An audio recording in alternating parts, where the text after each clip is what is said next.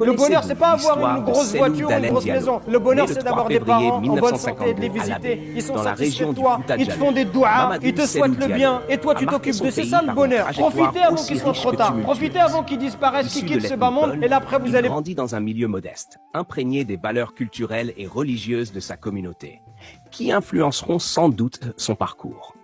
Après des études à l'université de Conakry, il poursuit sa formation au Centre d'études financières, économiques et bancaires de Paris, avant d'obtenir un diplôme de l'École nationale d'administration de Guinée.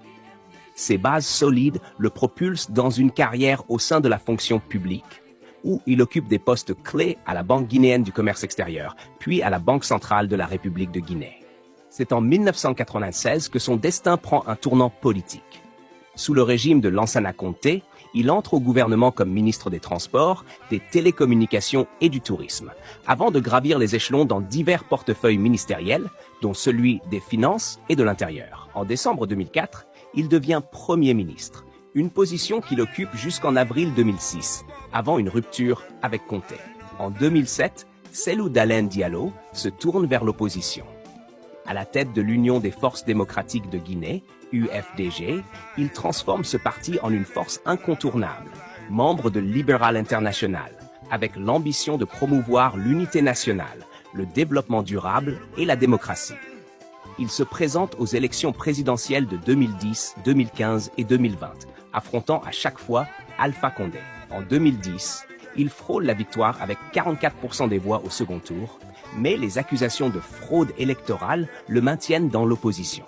Les défis s'enchaînent pour lui. En 2009, il est victime de répression lors d'un meeting à Conakry, où il est arrêté, assigné à résidence et blessé. Plus récemment, en 2022, une enquête pour corruption concernant la privatisation d'Air Guinée sous son mandat ministériel le pousse à quitter temporairement le pays. Toutefois, il rejette ces accusations, les qualifiant de politiquement motivées. En dépit de ces épreuves, son image reste forte auprès de sa base électorale, notamment parmi les Peuls. Son soutien à la junte militaire après le coup d'État de 2021, qu'il considère comme une opportunité pour plus de démocratie, a suscité des réactions mixtes et souligné la complexité de ses choix politiques.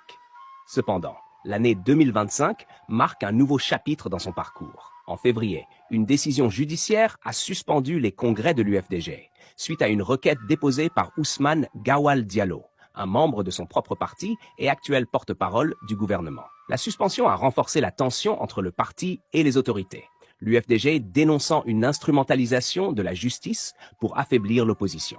Cellou Dalein Diallo, bien qu'exilé depuis plusieurs années en raison de poursuites judiciaires, a vivement réagi à cette décision.